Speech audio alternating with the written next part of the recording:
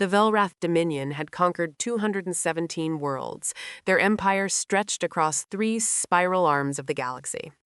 They had crushed species that breathed fire. They had defeated creatures made of living metal. They had brought entire civilizations to their knees with nothing more than the sight of their war fleet.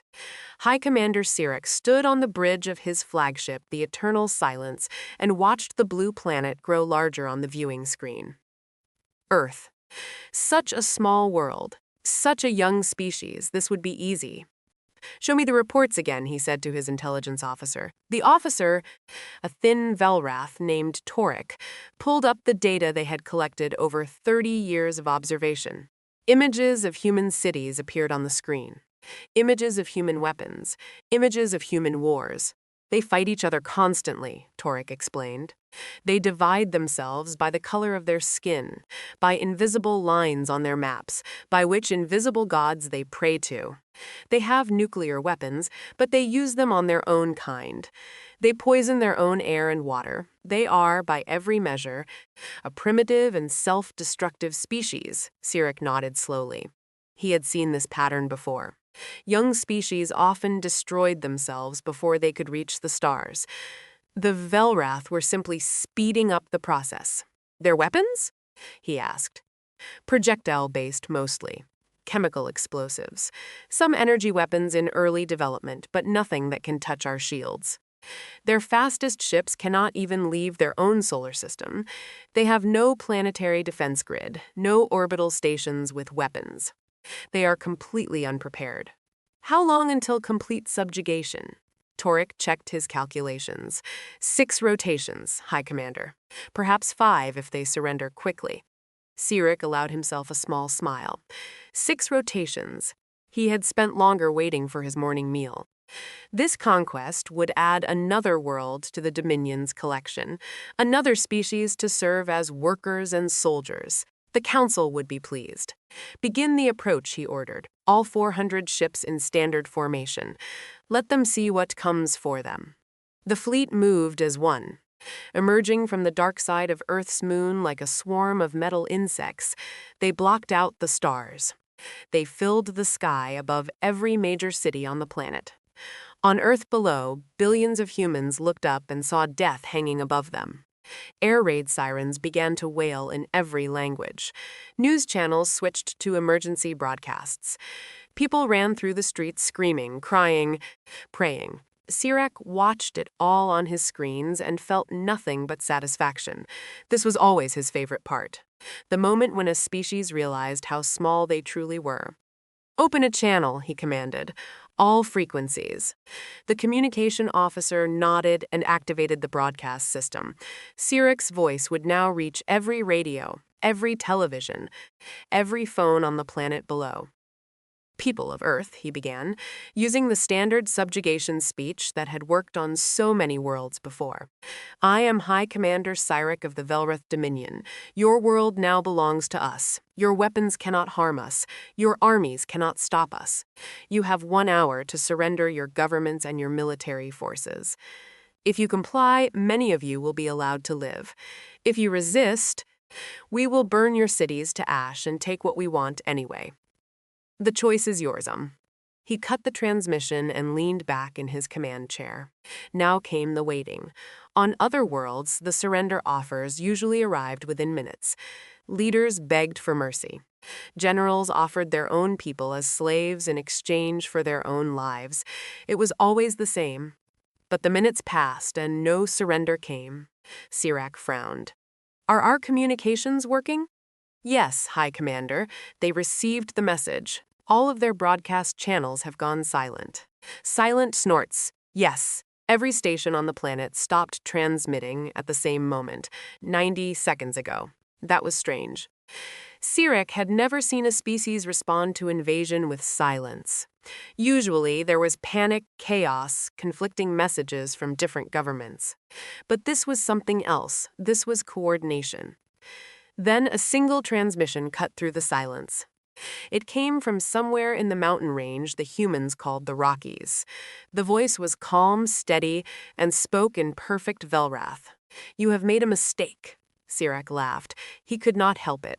The absurdity of a primitive species threatening the most powerful military force in the galaxy was too much. They learned our language, Torek said quietly. From our scout ship transmissions, they have been listening to us for years. It does not matter what language they speak, Sirach replied. They will learn to speak it on their knees. Deploy the first wave. Standard ground assault. Take the major cities. Across the fleet, drop ships began to launch.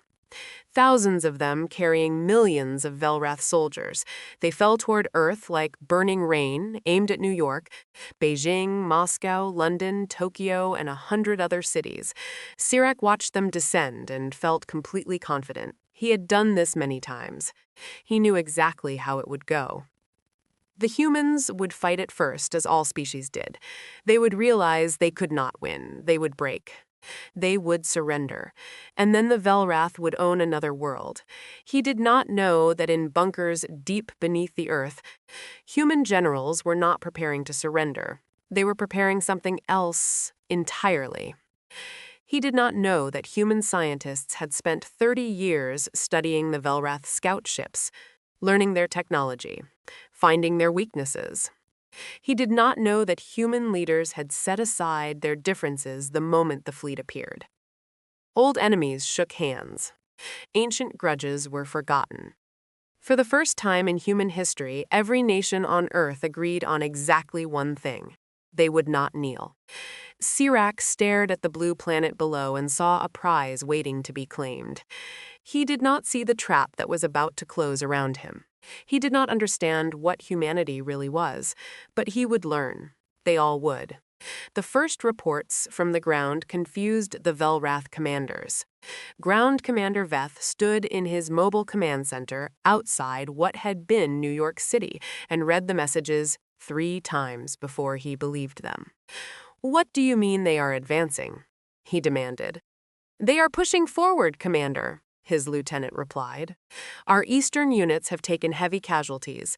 The humans are not retreating." Veth shook his head. This made no sense.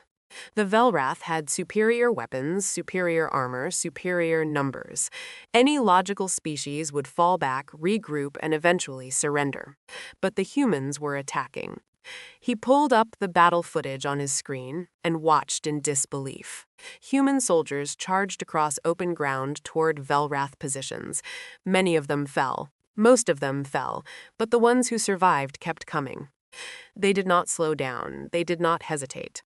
They ran toward certain death with their teeth bared and their eyes burning with something Veth had never seen before.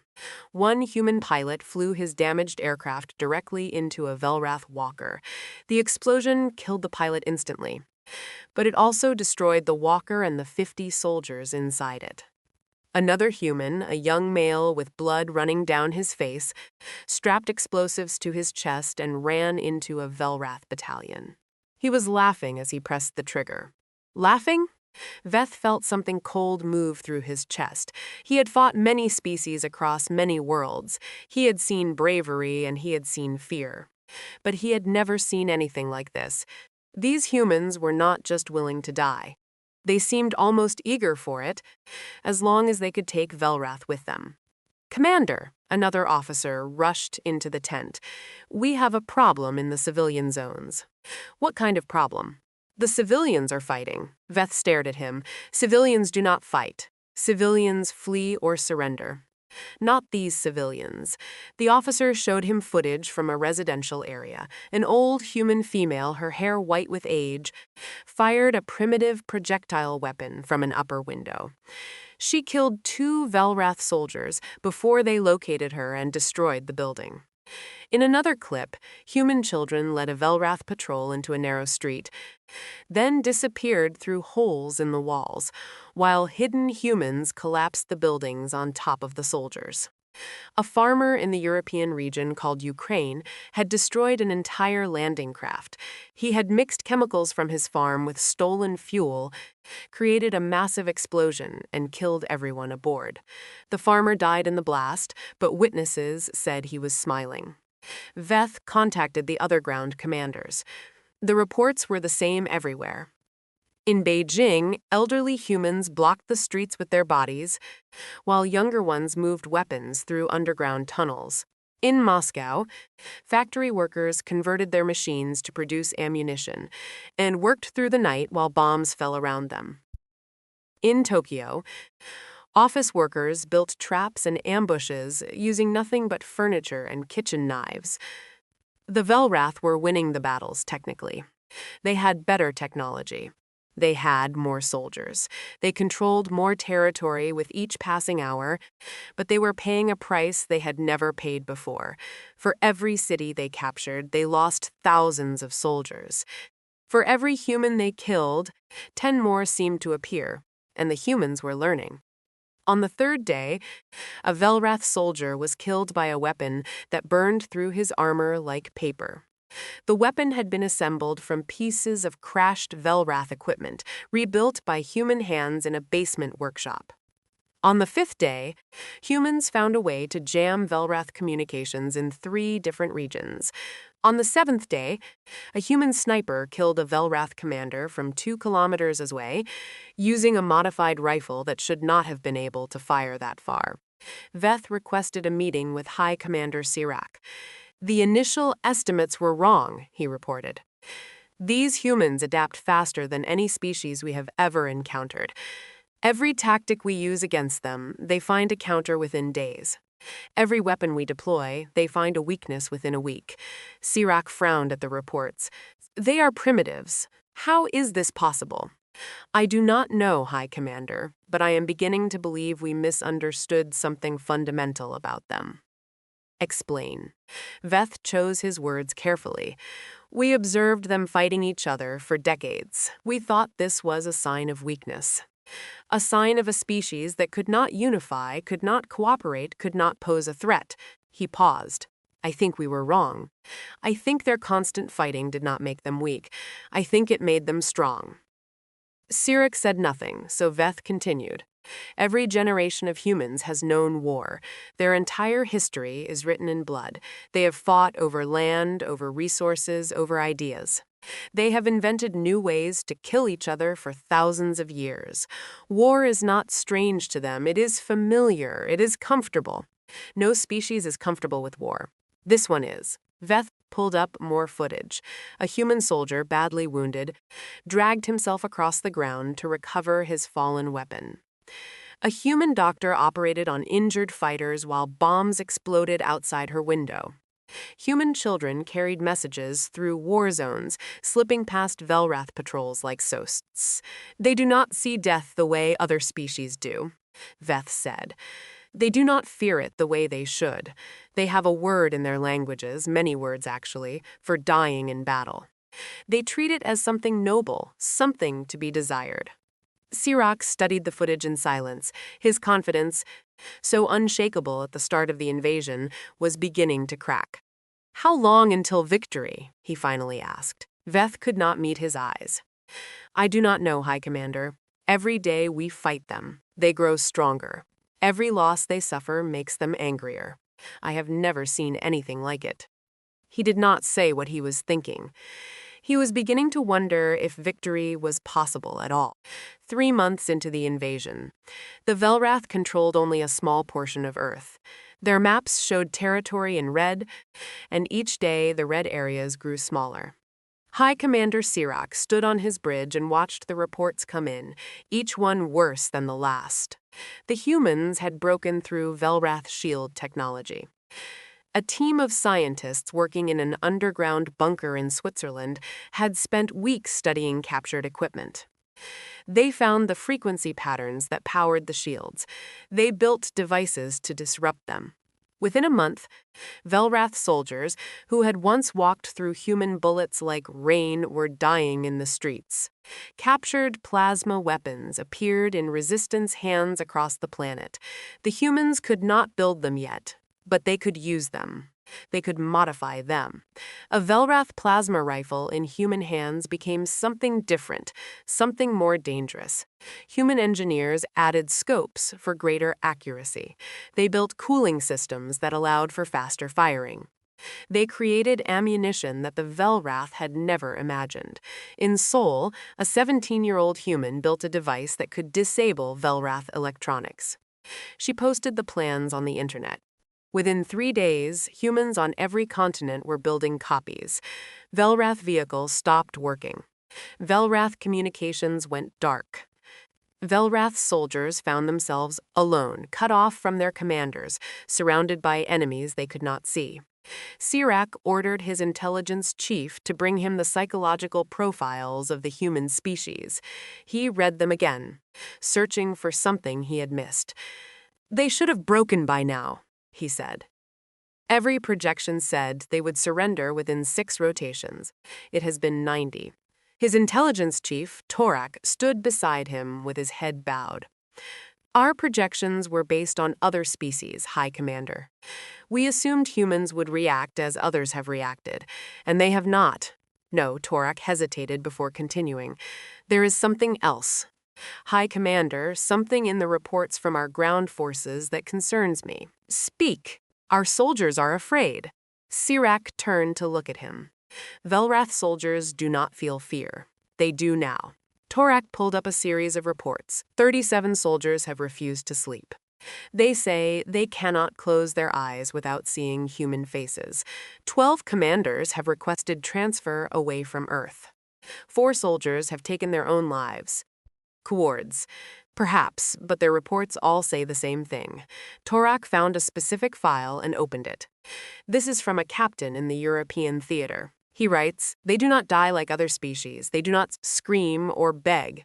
They laugh. They curse us with their last breaths." One human soldier, his legs destroyed, dragged himself toward our position with a grenade in each hand. He could have stayed hidden. He could have lived another few minutes. But he chose to crawl toward us, bleeding out with every meter, just for the chance to take more of us with him. Sirach read the report in silence. "There is more," Torak said. "Our interrogation teams have extracted nothing useful from captured humans. Nothing. They resist methods that have broken every other species we have encountered. One prisoner, a female with wounds that should have killed her, spent her final moments whispering to her interrogator. What did she say?" Torak looked uncomfortable. She said, "My daughter will find you." Then she died. The interrogator has not slept since. He says he sees her face every time he closes his eyes. Sirach set down the report. Through the viewing window, he could see Earth hanging in the darkness. Such a small world, such a stubborn species. Why do they not surrender?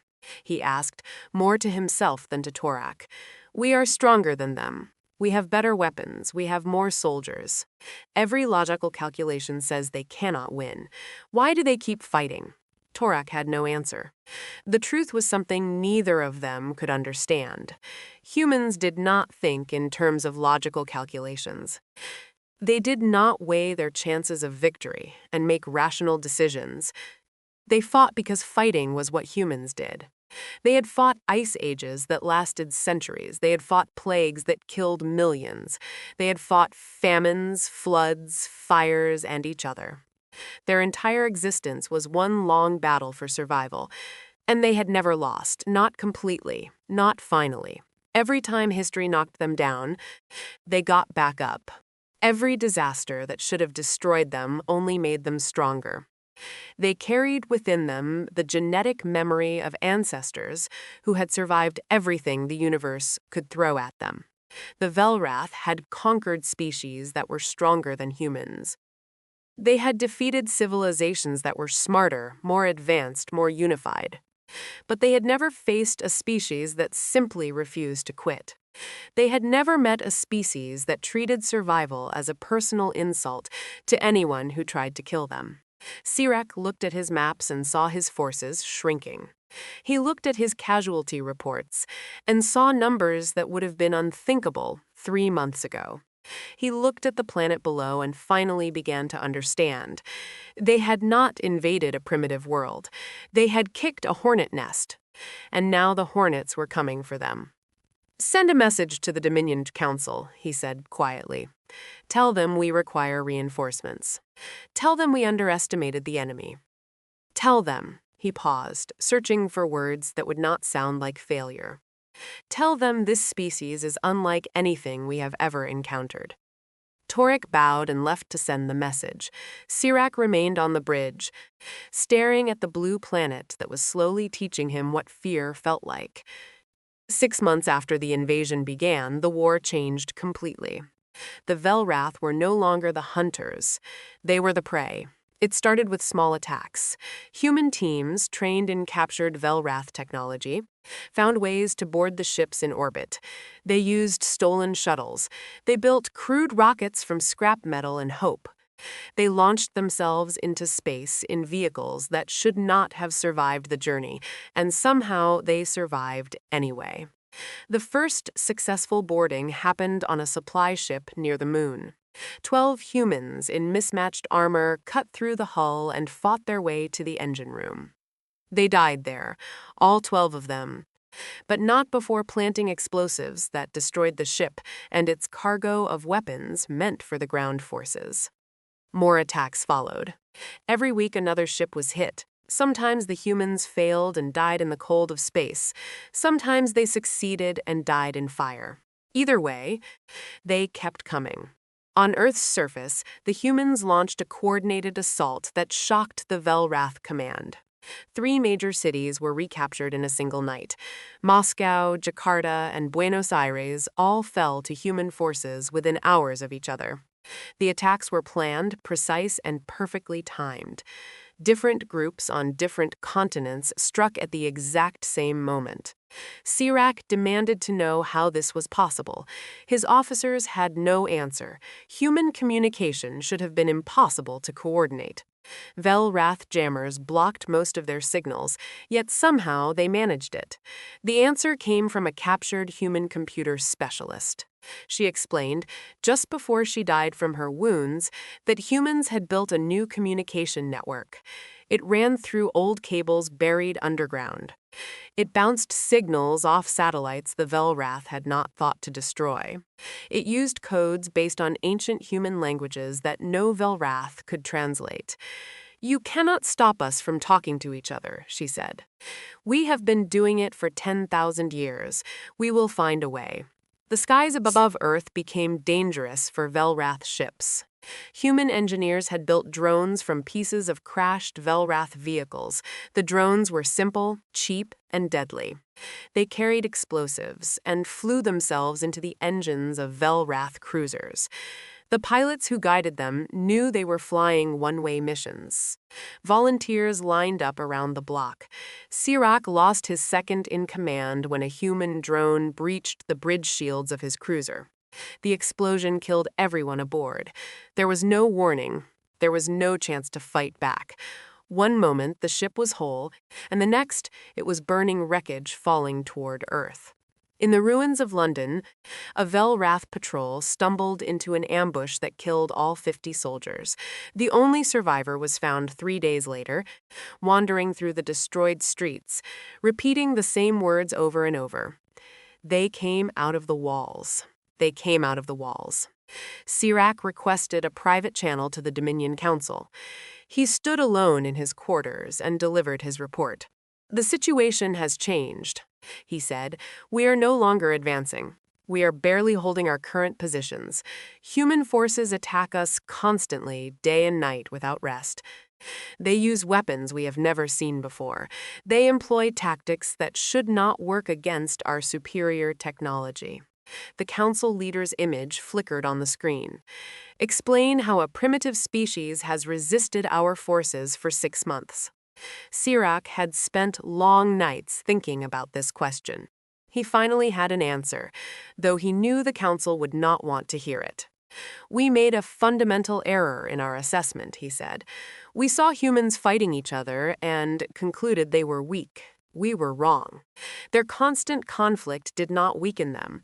It forged them. Every generation of humans has known war. Every generation has developed new ways to fight, new weapons, new strategies. They have been perfecting the art of killing for thousands of years." He paused to collect his thoughts. But that is not what makes them truly dangerous. Many species know war. What makes humans different is their refusal to accept defeat. Other species surrender when victory becomes impossible. Humans do not. They would rather die fighting than live as slaves. Every human we kill only strengthens the resolve of those who remain. The council leader was silent for a long moment. What are you telling us, High Commander? Sirach spoke the words that had been building inside him for months.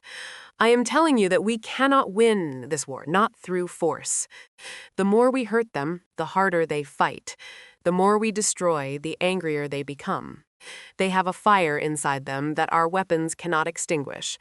Then what do you recommend? Before Sirach could answer, alarms screamed throughout his ship. Red lights flashed. Officers shouted warnings. A human assault team had breached the flagship's outer hull. They had come for him. Sirach grabbed a weapon and ran toward the bridge. He knew with cold certainty that everything he had believed about this war was about to be tested. The humans were no longer defending their world. They were bringing the war to him. Sirach reached the bridge as the last of his guards fell. 7 humans stood among the bodies, their armor scorched and broken, their weapons still smoking. They had fought through 300 Velrath soldiers to reach this room. Most of their own team had died on the way. The leader of the humans stepped forward. She was tall with dark skin and short hair. Her left arm was missing below the elbow. The wounds still fresh and wrapped in bloody bandages. A patch covered her right eye. She had obviously been fighting for months, maybe the entire war. High Commander Sirach. Her voice was calm, steady. My name is Colonel Maya Torres. I am here to deliver a message. Sirach raised his weapon. You will die here. Probably. Torres did not seem concerned, but you will hear the message first. The other humans spread out around the bridge, covering all the exits. Sirach realized that more would be coming. The entire ship was compromised. Even if he killed these 7, it would not matter. Speak your message, he said. Torres walked to the main viewing screen and looked out at the stars. Earth hung below them, blue and white and brown. Smoke rose from a dozen cities. The scars of war were visible even from orbit. We know what you expected when you came here, she said. You expected us to break. You expected us to surrender. You thought we were weak because we fight among ourselves. She turned to face him. You were wrong. Your species is losing this war, Sirach replied. Millions of you are dead. Your cities are rubble. Your armies are scattered. True, Torres nodded slowly. And yet here I stand on your bridge looking at you. Sirach had no response to that. You wanted to know what humans are, Torres continued. I will tell you. We are survivors. Our ancestors lived through ice ages. They crossed oceans in wooden boats. They fought predators with nothing but rocks and sticks. They died by the millions to disease, famine, and war. And every single time they got back up. She stepped closer to Sirach. Her remaining eye burned with something that looked like fire. You think you can break us. You cannot. You can kill us. You can destroy our cities. You can burn our world to ash. But you cannot make us surrender. It is not in our nature. We do not know how. Then you will all die. Some of us, many of us, maybe most of us.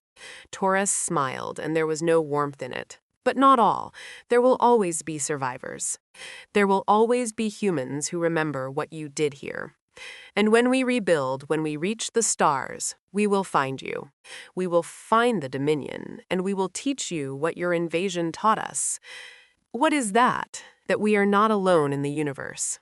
That there are enemies out there who want to destroy us, and that we must be ready. Sirach felt something he had never felt before in his long career. He felt small, he felt afraid, not of the woman standing before him, but of what she represented. A species that could not be broken. A species that would remember. You are not going to kill me, he said. It was not a question. No. Torres lowered her weapon. We are going to put you and your surviving ships on a course back to Dominion space. You are going to tell your council what happened here. You are going to tell them what you faced. And you are going to deliver a message. What message? Tors stepped back and signaled to her team. They began moving toward the exits, their mission apparently complete. "Tell them Earth is closed," she said. "Tell them to mark our system as forbidden. Tell them to never, ever come back. And if they do?" Tors stopped at the doorway and looked back at him. Her ruined face showed no fear, no doubt, only the absolute certainty of someone who had already accepted death and chosen to keep fighting anyway. If they come back, they will face a species that has spent every day since this invasion preparing for their return. We will have better weapons, better ships, better soldiers, and we will have hate. Her voice dropped to almost a whisper. "We are very good at hate, Commander. You have taught us to focus it. You have given us a target. The next time we meet, it will not be on our world. It will be on yours." She left. 2 weeks later, the 19 surviving Velrath ships limped into Dominion space. Sirach stood before the council and delivered his report. He told them everything. The battles, the losses, the humans who fought with their last breath, the species that could not be conquered. When he finished, the council leader asked the question Sirach had been dreading. "What do you recommend?" Sirach, who had once been the greatest commander in Velrath's history, gave the only answer he could. "Quarantine the Sol system. Mark it forbidden. Let no Dominion vessel approach within 10 light years and pray." "Pray for what?" Sirach looked at the star map, at the tiny yellow dot that marked Earth's sun. "Pray that they never develop faster than light travel, because if they do, they will come for us. They will remember every city we burned, every human we killed. They do not forget. They do not forgive." He turned away from the map. "We did not invade a primitive world. We woke something ancient and terrible, something that has spent its entire existence learning how to survive, how to fight, how to win." The council chamber was silent. "No one warned us," Sirach said quietly. "No one warned."